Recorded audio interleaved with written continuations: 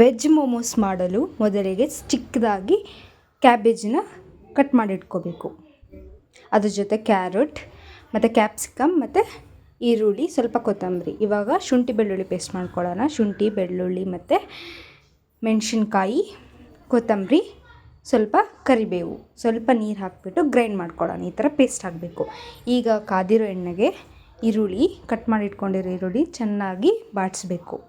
ಚಿಕ್ಕದಾಗಿ ಕಟ್ ಮಾಡ್ಕೊಳ್ಳಿ, ಬೇಗನೆ ಬೇಯುತ್ತೆ. ಕಟ್ ಆದಮೇಲೆ ಈ ಥರ ಚೆನ್ನಾಗಿ ಬೆಂದಾದಮೇಲೆ ಬ್ರೌನಿಷ್ ಕಲರ್ ಬಂದಮೇಲೆ ಈಗ ಸ್ವಲ್ಪ ಅರಿಶಿಣ,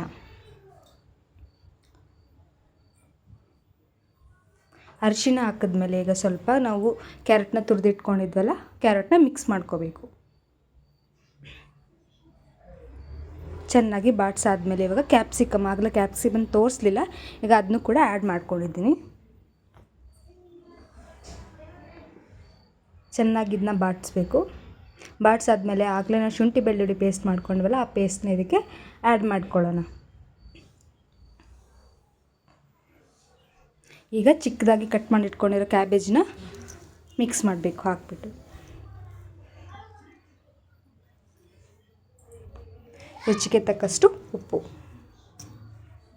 ಹಾಕಿದ್ನ ಚೆನ್ನಾಗಿ ಬೇಯಿಸಬೇಕು. ನೀರೆಲ್ಲ ಹೋಗಬೇಕು, ಹೋಗೋಗಟ್ಟೊಂದು ಚೆನ್ನಾಗಿದ್ನ ಮಿಕ್ಸ್ ಮಾಡಿ ಬೇಯಿಸಬೇಕು.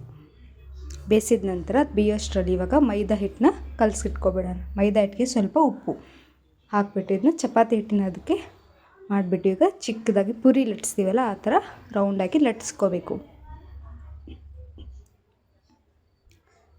ನೋಡಿ, ಈ ಶೇಪಲ್ಲಿ ಲಟ್ಟಿಸ್ಕೋಬೇಕು. ಲಟ್ಟಿಸಾದ್ಮೇಲೆ ಇವಾಗ ಅದನ್ನ ಆ್ಯಡ್ ಮಾಡ್ಕೊಂಡು ಅದರೊಳಗಡೆ ಈ ಥರ ಮೋಮೋಸ್ನ ನಿಮ್ಗೆ ಯಾವ ಶೇಪ್ ಬೇಕು ಆ ಶೇಪಲ್ಲಿ ಮಾಡ್ಕೊಳ್ಳಿ. ಇವಾಗ ನಾವು ಮೋದಕ ಎಲ್ಲ ಮಾಡ್ತೀವಲ್ಲ ಅದೇ ರೀತಿಯೇ ಮಾಡಿಬಿಟ್ಟು ಇಟ್ಕೋಬೇಕು. ತುಂಬಾ ಈಸಿ ಇದೆ, ಮನೇಲಿ ಕೂಡ ಮಾಡ್ಕೋಬೋದು. ಸ್ಟ್ರೀಟ್ ಫುಡ್ಸ್ ಎಲ್ಲ ತಿನ್ನೋಕ್ಕಿಂತ ಮನೆಯಲ್ಲೇ ಮಾಡ್ಕೊಂಡು ಹೆಲ್ದಿಯಾಗಿ ಕೂಡ ಇರ್ಬೋದು.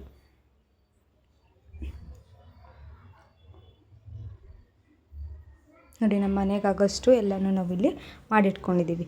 ಈಗ ಒಂದು ಕಡಾಯಿಗೆ ನೀರು ಹಾಕ್ಬಿಟ್ಟು ಅದ್ರ ಮೇಲ್ಗಡೆ ಈಗ ಮೋಮೋಸ್ನ ಇಡೋಣ.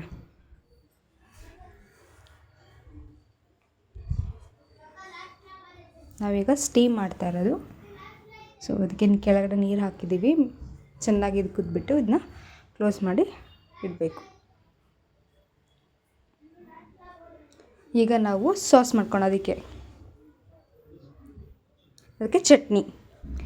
ಈಗ ಒಂದು 4 ಟೊಮೆಟೊ ಕಟ್ ಮಾಡಿ ಹಾಕ್ಕೊಂಡಿದ್ದೀನಿ.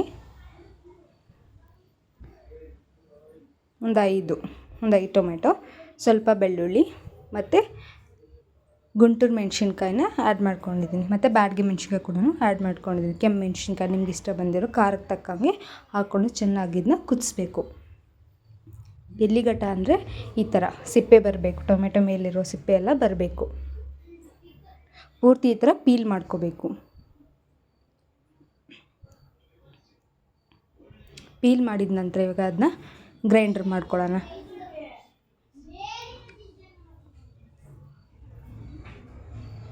ನೋಡಿ, ಅದಕ್ಕೆ ರುಚಿಗೆ ತಕ್ಕಷ್ಟು ಉಪ್ಪನ್ನ ಆ್ಯಡ್ ಮಾಡಿಕೊಂಡು ಪೇಸ್ಟ್ ಮಾಡ್ಕೊಳ್ಳೋಣ. ಈಗ ಒಂದು ಬಾಣಲಿಗೆ ಸ್ವಲ್ಪ ಶುಂಠಿನ ಆ್ಯಡ್ ಮಾಡ್ಕೊಂಡಿದ್ದೀನಿ, ಸ್ವಲ್ಪ ಕಟ್ ಮಾಡಿ ಇಟ್ಕೊಂಡು ಇವಾಗ ರುಬ್ಬಿರೋ ಮಿಶ್ರಣನ ಹಾಕಿ ಚೆನ್ನಾಗಿ ಇದನ್ನ ಕುದಿ ಬರೋ ಗಂಟನೂ ತಿರುಗಿಸ್ತಾ ಇರಬೇಕು. ಒಂದು 5 ಮಿನಿಟ್ಸ್ ಆದರೆ ಸಾಕು, ಬೇಗನೆ ಚಟ್ನಿ ಆಗೋಗ್ಬಿಡುತ್ತೆ.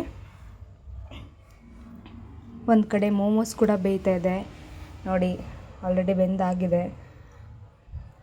ಒಂದು ಕಡೆ ಚಟ್ನಿ ಕೂಡ ರೆಡಿಯಾಗಿದೆ ನೋಡಿ, ರೆಡಿಯಾಗಿದೆ ಮೋಮೋಸ್. ವೆಜ್ ಮೋಮೋಸ್ ಮನೇಲೂ ಕೂಡ ಟ್ರೈ ಮಾಡಿ, ತುಂಬ ಚೆನ್ನಾಗಿರುತ್ತೆ. Thank you for watching.